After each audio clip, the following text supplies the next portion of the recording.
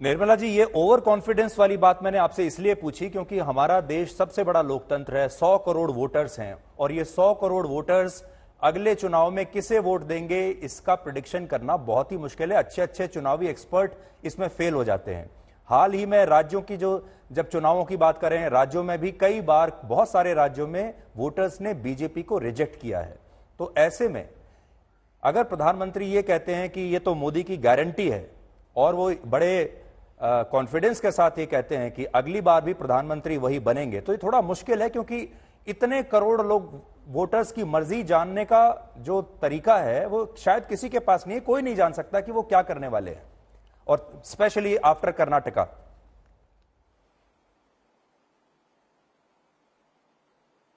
हाँ, वो प्रेडिक्शन वाली बात अलग है। जब सेफोलॉजिस्ट बैठते हैं और टेस्ट सैंपल ले आते हैं, सर्वे बनाते हैं, बनाने के बाद सर्वे करवाते हैं, उसके बाद उनके प्रेडिक्शन बोलते हैं। मगर जो आज प्रधानमंत्री का स्टेटमेंट है, सिर्फ आज नहीं है, इससे पहले एक बार भी बोले, ये विश्वास जनता के ऊपर उनका जो है उसके आधार पर बोलने वाले बात है। निर्मला जी, आज हमने एक चीज प्रधानमंत्री के भाषण में ये भी देखी। इससे पहले वो हमेशा ये कहते थे मेरे प्यारे देशवासियों, या बोलते थे मेरे प्यारे भाइयों और बहनों, लेकिन आज के भाषण में उन्होंने परिवारजनों ये शब्द का इस्तेमाल किया। बार बार उन्होंने कहा मेरे परिवारजनों। तो ये जो पॉलिसी में उनकी भाषा में जो शिफ्ट है, इसका क्या मतलब हो सकता है? ये शिफ्ट नहीं है, ये उनके मानसिकता है और पूरे भारतवासियों को उनके परिवार के सदस्य मानते हैं प्रधानमंत्री जी। ये जब विपक्ष में बैठे हुए पार्टी एक परिवार को ही वो उनके अपने परिवार मानने के समय, जनता जो समझते हैं नरेंद्र मोदी जी के समझ इस विषय के ऊपर, उसको वो व्यक्त कर रहे हैं कि जब विपक्ष में भारत देश का एक सबसे पुराना पार्टी एक ही परिवार को उनका परिवार मानते हैं, उसके विपरीत में नरेंद्र मोदी जी का और भारतीय जनता पार्टी का ये है समझ कि पूरे देश, नेशन फर्स्ट, इसीलिए पूरे देशवासी को हम मानते हैं, प्रधानमंत्री जी मानते हैं, वही है उनके परिवार, उसका व्यक्त कर रहे हैं। ये हम परिवारवाद से जुड़े हुए नहीं है, पूरे देश का, पूरे हमारी जनता का हम परिवार मानते हैं। इसीलिए आज स्पष्ट प्रधानमंत्री जी वो बात को रखे। निर्मला जी, हर चुनाव में एक मुद्दा बार बार उठकर आता है और वो मुद्दा होता है महंगाई का। और जिस समय आज हम बात कर रहे हैं, जो अभी लेटेस्ट आंकड़े आए हैं, उसमें रिटेल इन्फ्लेशन जो है वो 4.87 से बढ़कर 7.44 हो गया है। फूड इन्फ्लेशन 11.5% तक चला गया और ये आपका विभाग है। इसे लेकर देश के लोगों में ये चिंता स्वाभाविक होगी कि आने वाले समय में और ज्यादा महंगाई हो सकती है। आप इस पर क्या देश के लोगों को, हमारे आज तक के दर्शकों को क्या बताना चाहेंगी? क्या और महंगाई आने वाली है और अचानक से इसके बढ़ने का क्या कारण है?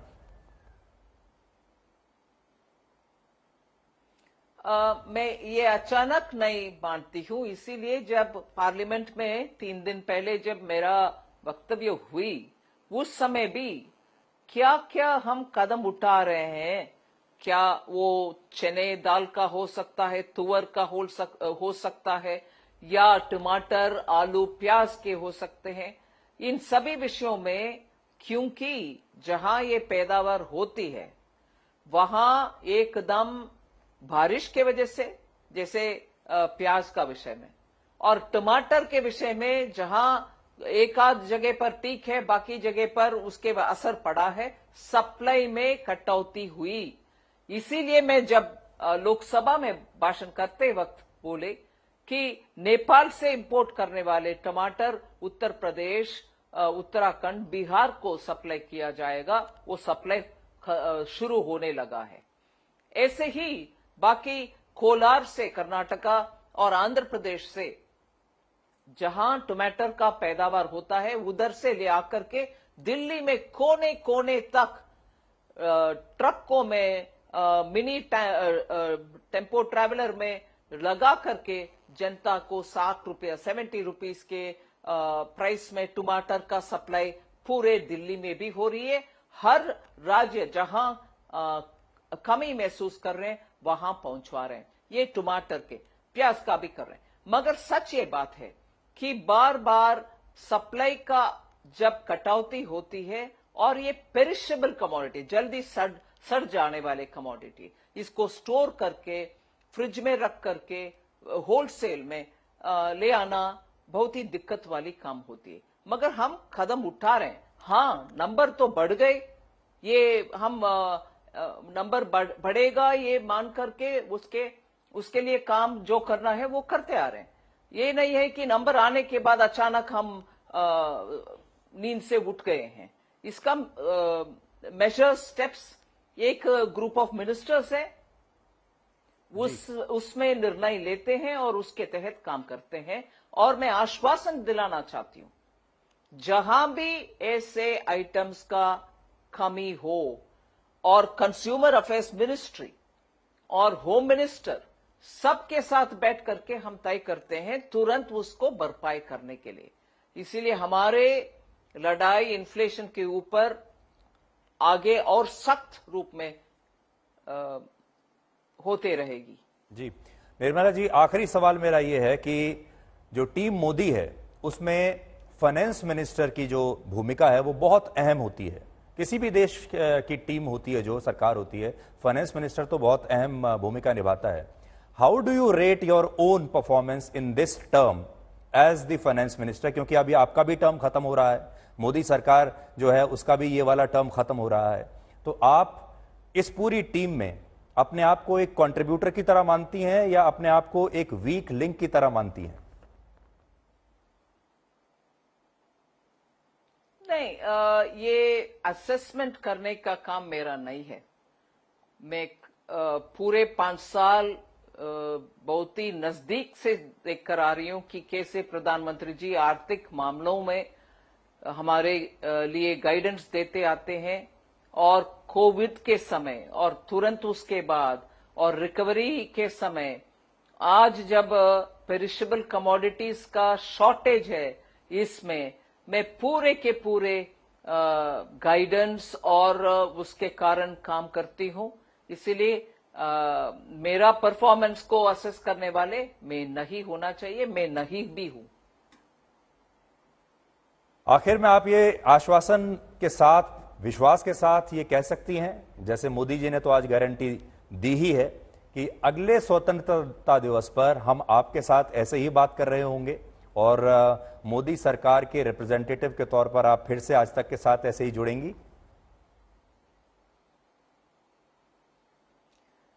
ये तो मैंने पहले ही जवाब दे चुकी हूं। इसका निर्णय करने वाले मैं नहीं हूं, इसीलिए इस विषय में और मैं बोलना नहीं चाहती। सीट का कोई प्रेडिक्शन आप देना चाहेंगी? क्योंकि आज बहुत सारे लोग कह रहे हैं कि मोदी जी का जो चुनाव आज भाषण था वो बिल्कुल चुनावी भाषण था। एक तरीके से वो लोगों से वोट मांग रहे थे। इस पूरे मंच से उन्होंने एक्चुअली चुनाव प्रचार शुरू कर दिया, ऐसा जो विपक्ष के नेता हैं वो कह रहे हैं। आपको भी ऐसा लगता है कि चुनावी भाषण था?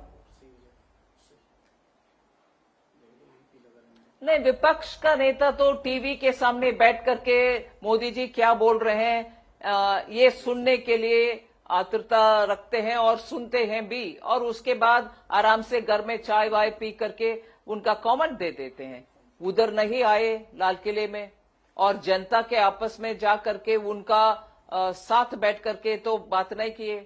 ठीक है, कमरे में बैठ करके कुछ भी बोल सकते हैं, मगर एक मोदी जी ने उनके अपने आने वाले 25 साल का क्या कैसे करना चाहिए, जबकि 2047 में भारत एक विकसित देश होना चाहिए, उसके लिए एक प्लान सामने रखे। मैं ऐसे ही देख रही हूं उसको।